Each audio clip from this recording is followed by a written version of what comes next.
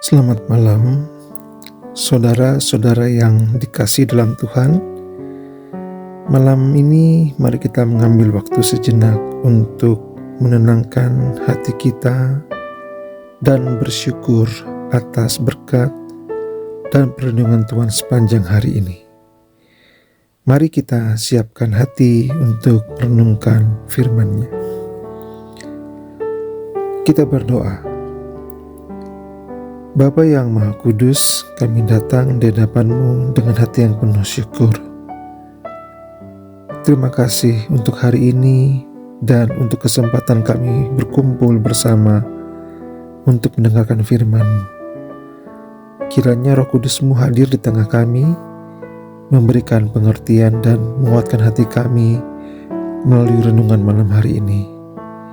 Berikanlah kami hikmat untuk memahami firman-Mu dan kerendahan hati untuk menerapkannya dalam hidup kami. Dalam nama Tuhan Yesus kami berdoa.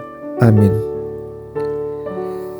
Isi renungan kita ambil dari Yakobus 1 ayat 2 sampai dengan 4. Firman Tuhan dalam Yakobus 1 ayat 2 sampai 4 berkata, "Saudara-saudaraku, anggaplah sebagai suatu kebahagiaan apabila kamu jatuh ke dalam berbagai-bagai pencobaan.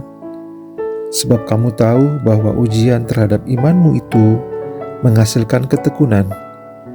Dan biarkanlah ketekunan itu memperoleh buah yang matang, supaya kamu menjadi sempurna dan utuh dan tak kekurangan suatu apapun." Ayat ini mengajarkan kita untuk memiliki perspektif yang berbeda dalam menghadapi pencobaan. Yakobus tidak mengatakan bahwa pencobaan itu harus dinikmati, tetapi ia mengundang kita untuk memandangnya sebagai sarana pertumbuhan rohani. Setiap pencobaan adalah ujian yang menguji dan mengembangkan ketekunan kita. Tuhan sedang membentuk kita menjadi pribadi yang lebih kuat dan dewasa dalam iman. Pencobaan bukan hanya untuk menunjukkan kelemahan kita, melainkan untuk membangun karakter ketekunan yang semakin kuat. Jika kita bisa bertahan dan melewati pencobaan dengan ketekunan, kita akan semakin disempurnakan dan menjadi lebih serupa dengan Kristus. Tuhan ingin agar kita menjadi pribadi yang sempurna, utuh, dan tak kekurangan apapun dalam kehidupan rohani kita. Satu anugerah Kristiani yang harus diterapkan dalam perbuatan nyata adalah sukacita atau kebahagiaan. Anggaplah sebagai suatu kebahagiaan, kita tidak boleh tenggelam dalam kesedihan dan berputus asa yang akan membuat kita berdaya dalam menghadapi pencobaan-pencobaan lainnya. Sebaliknya, kita harus berusaha menjaga supaya roh kita tetap lapang agar kita memahami dengan lebih baik keadaan kita yang sebenarnya, dan dengan lebih diuntungkan bertekad untuk memanfaatkan keadaan sebaik-baiknya. Filsafat biasa bisa mengajarkan orang untuk bersikap tenang dalam menghadapi masalah, tetapi kekristenan mengajarkan orang untuk bersukacita, karena bersukacita timbul dari kasih dan bukan amarah terhadap Allah.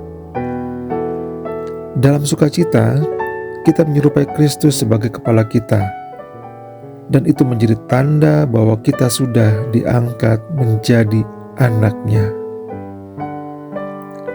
Dengan menderita di jalan kebenaran, kita melayani kepentingan-kepentingan Tuhan kita di antara manusia dan membangun tubuh Kristus.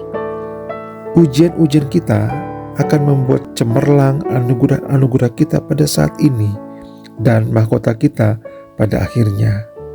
Oleh sebab itu, ada alasan mengapa kita harus menganggap sebagai kebahagiaan apabila ujian dan kesulitan menimpa kita sewaktu kita menjalankan kewajiban.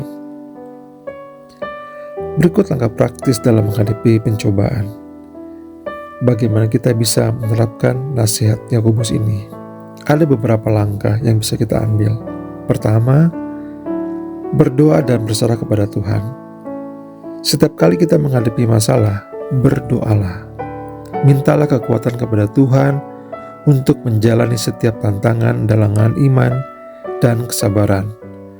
Dalam doa, kita mengakui bahwa kita tidak bisa mengandalkan kekuatan sendiri dan bersandar pada kekuatan Tuhan. Yang kedua, memperdalam firman Tuhan. Bacalah firman-Nya dan renungkanlah. Firman Tuhan memberi kita kekuatan dan kebijaksanaan untuk melihat pencobaan sebagai alat pembentukan, bukan penghalang.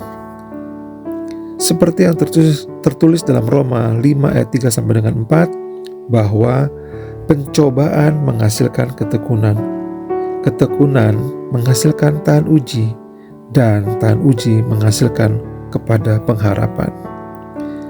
Yang ketiga, bersyukur dalam keadaan. Bersyukur bukan berarti kita mengabaikan rasa sakit atas sebuah penderitaan, tetapi kita bersyukur karena percaya bahwa Tuhan bekerja dalam segala sesuatu untuk kebaikan kita.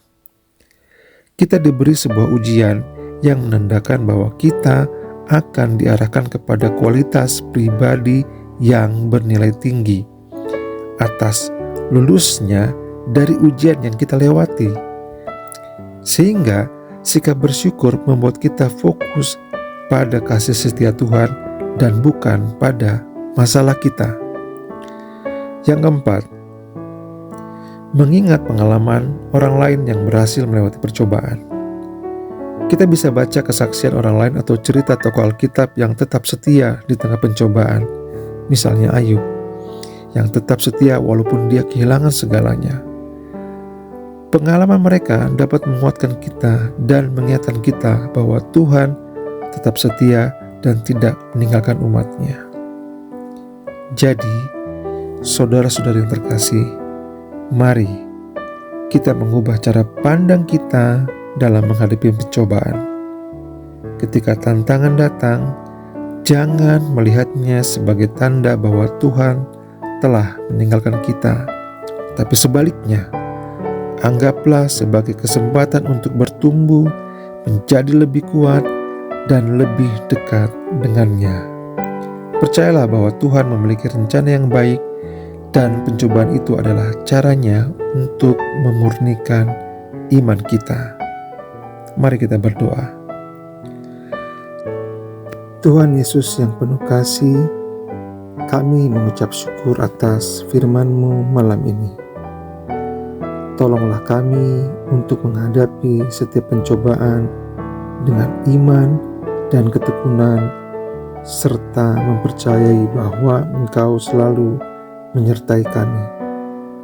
Bentuklah kami menjadi pribadi yang semakin kuat dan matang dalam iman, serta mampukan kami untuk tetap setia kepadamu.